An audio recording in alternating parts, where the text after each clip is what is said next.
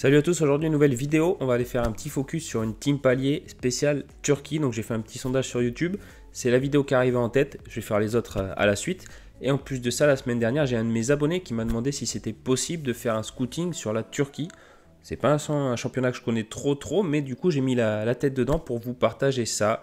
Donc je trouve que les cibles sont sympas pour une team palier. Après comme d'hab, à vous de creuser, c'est parti. Et le gardien, donc je vais tenter Ornoukan Piri, donc je trouvais la situation intéressante, je vais vous expliquer ça juste après. Au niveau du prix, déjà on est à 0,760 au floor price, faut pas regarder. Les dernières ventes, c'est pas plus de 0,500, vous voyez, même il y a 14 heures, c'était 0,470, donc c'est surtout ça qu'il faut regarder. Donc il y en a d'autres qui vont sortir à ce prix-là, si vous allez le négocier quelque part, c'est dans ces prix-là.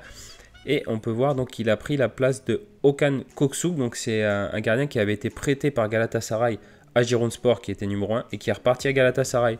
Donc Piri a pris la place cette année et vous pouvez voir que son début de saison, c'est à part ses deux scores pourris, il a fait le job largement. Il y a juste sur le match de Kayserispor où il a pris 3 buts, il fait 0 arrêt. Donc là c'est assez compliqué. Il est au club depuis 2019, donc il était numéro 2 depuis ce temps-là. Donc cette saison il a pris la place. Mais il faut faire attention parce que la situation n'est pas à 100% safe. C'est pour ça qu'il est aussi peu cher par rapport à ce qu'il peut amener parce qu'il a que 27 ans en plus. Et donc on va aller voir à Gironsport qui peut prendre sa place. Et pour moi c'est Ferhat Kaplan qui prend sa place. Ferhat Kaplan c'est un gardien de 33 ans. Et le dernier match amical du 24 septembre, c'était un match amical. Piri était sur le banc, Kaplan était dans les buts. Après ça ne veut pas forcément dire grand chose, mais c'est quand même un petit indicateur.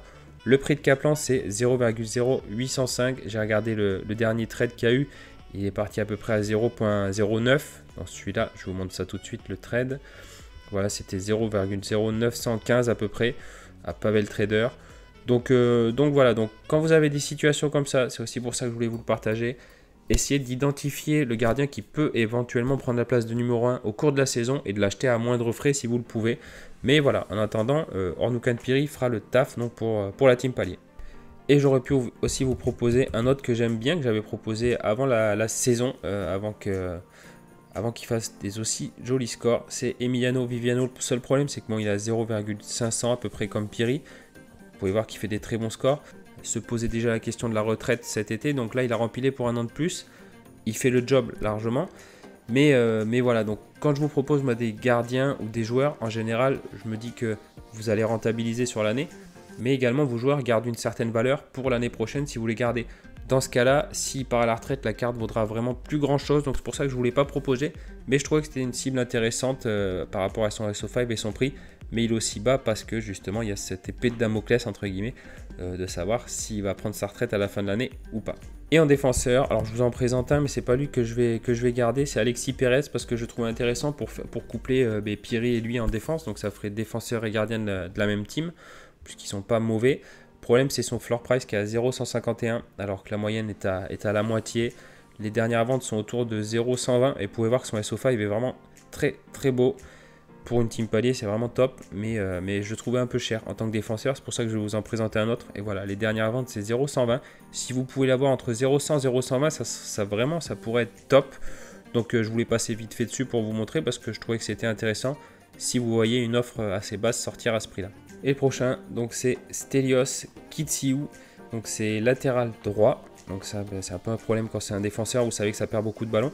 Et il joue à son poste donc de latéral droit depuis le début d'année. Et vous voyez que l'année dernière, c'était milieu droit et même ailier droit. Donc c'est même milieu central, il a fait. Ça peut jouer vachement offensif, c'est assez intéressant. Le prix, bon, n'est pas énorme, 0,0795. Alors il n'y a pas beaucoup de cartes en circulation, il n'y en a que 5.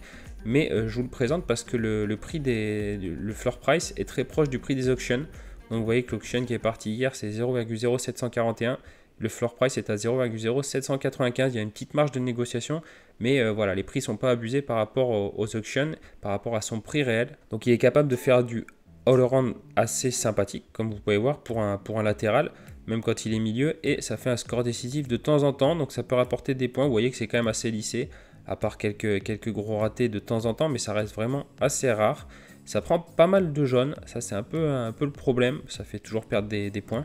Mais voilà, après petit point à noter, c'est qu'il est grec, donc on ne sait jamais, là ça fait la 5e saison qu'il est en Turquie, 2e saison à Gaziantepspor où il est titulaire, mais fin de contrat à la fin de l'année, fin de la saison pardon, Et il est grec, donc il faut toujours faire gaffe qu'il ne reparte pas en Grèce comme c'est pas couvert. Mais voilà, pour l'année, je le trouve intéressant et pas trop cher pour assurer des scores qui pourraient être sympas pour accrocher quelques paliers. Et je voulais vous en présenter un autre défenseur, ça va sûrement être notre extra, c'est Lionel Carroll, c'est un Français qui joue à Kayserispor, qui est latéral aussi, donc c'est pareil, toujours pas top par rapport aux pertes de balles, mais toujours beaucoup moins cher qu'un center back. Donc il a 0,0531, je trouvais ça super intéressant quand on voit ses scores. Son équipe, elle est pas folle, mais voilà, ça fait largement le taf depuis le début de saison. C'est quand même super pour une type palier, ce genre de performance.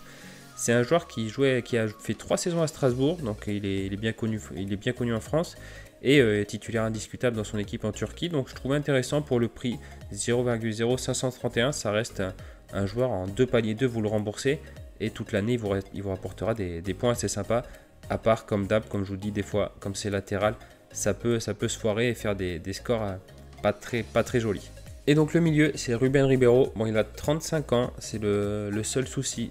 Autre petit souci, c'est qu'il prend en moyenne 10 cartons jaunes par saison. Donc voilà, pour les petits défauts. Après, le prix, au niveau du prix, on est à 0,0775, 0,07 à peu près sur les dernières ventes. C'est un joueur qui va pas souvent être décisif, mais qui va faire des très bons all-round la plupart du temps, vous pouvez voir. C'est un milieu qui organise un petit peu le jeu entre la défense et l'attaque. Il a une grosse densité au milieu de terrain. C'est un titu indiscutable depuis la 3e saison consécutive maintenant. Et on va mettre son LSO 5. Vous allez voir que c'est vraiment pas mal. Comme je vous répète, il a 35 ans. Mais il est en contrat jusqu'en 2024. Donc on a encore cette saison et la saison prochaine logiquement. C'est un joueur qui a fait toutes ses classes. Il a baroudé dans pas mal de clubs au Portugal pour arriver donc en Turquie. Et là, donc, il s'est installé. Et ça reste un titulaire indiscutable de son équipe. Donc pour moi, c'est une assez bonne pioche parce que c'est le genre de joueur en 2-3 paliers, vous le remboursez et il continuera à vous rapporter des points tout au long de l'année. Donc voilà, Ruben Ribeiro d'Atasport. Et l'attaquant, alors trouver des bons rapports qualité-prix en attaque, c'est pas forcément facile, mais j'ai choisi Umut Nayir. Donc il vient de Gironsport, il a été transféré cet été à Ümraniyespor. C'est un club qui était en D2 l'année dernière, qui est monté cette année. Et donc il était titulaire en fin d'année à Gironsport. Vous pouvez voir que ça faisait quand même des très bons scores, des très bons all-round aussi. Et cette année donc il est arrivé, hop, et ça fait 3 matchs donc titulaire. Et 2 matchs, les 2 derniers matchs 90 minutes, dont une passe D. À chaque fois vous voyez que ça fait un all-round assez sympa. L'année dernière c'était 7 buts, une passe décisive, mais il n'a pas joué titulaire tout le temps. Donc c'est le genre de joueur qui je pense pourra vous rapporter des points et qui normalement, il n'y aurait pas de souci pour qu'il soit titulaire. Et le prix est pas mal, justement pour un titulaire quasiment indiscutable par rapport à ce qu'il peut faire comme perf. Les derniers prix c'est 0,140 il y a 2 jours. Donc essayez de le choper dans ces eaux là. Mais voilà, pas grand chose de plus à dire sur lui. Il a 29 ans donc c'est assez cool. C'est pas un attaquant de 33-34 ans. Donc niveau pépin physique ça devrait aller. Donc voilà, à suivre, mais je le trouvais pas mal pour mettre dans une team palier.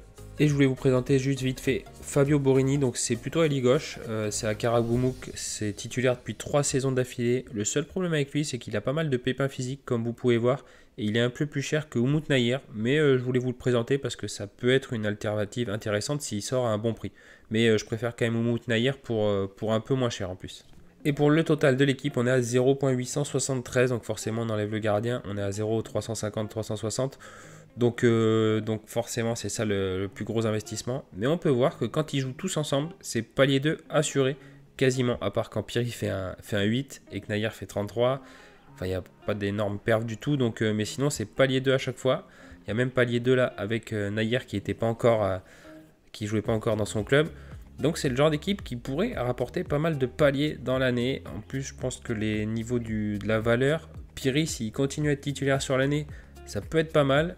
Ribeiro, 35 ans, mais il remplit normalement pour une saison d'après. Donc j'ai aussi vu long terme en me disant que ces joueurs n'allaient pas perdre toute leur valeur. Donc tout ce que vous allez engranger, ça sera du plus entre guillemets.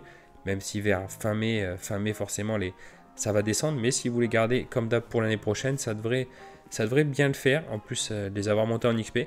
Donc voilà, je trouvais ça plutôt pas mal. Après ça reste toujours un budget comme d'hab. Mais voilà, ça reste une team palier, un gros investissement. Donc j'espère que ça pourra vous donner des idées. Comme d'hab, c'est des profils que je donne. Comme ça, essayez de mixer un petit peu toutes les cibles comme je l'ai fait. En attendant, je vous remercie d'avoir regardé cette vidéo et je vous dis à bientôt. Salut!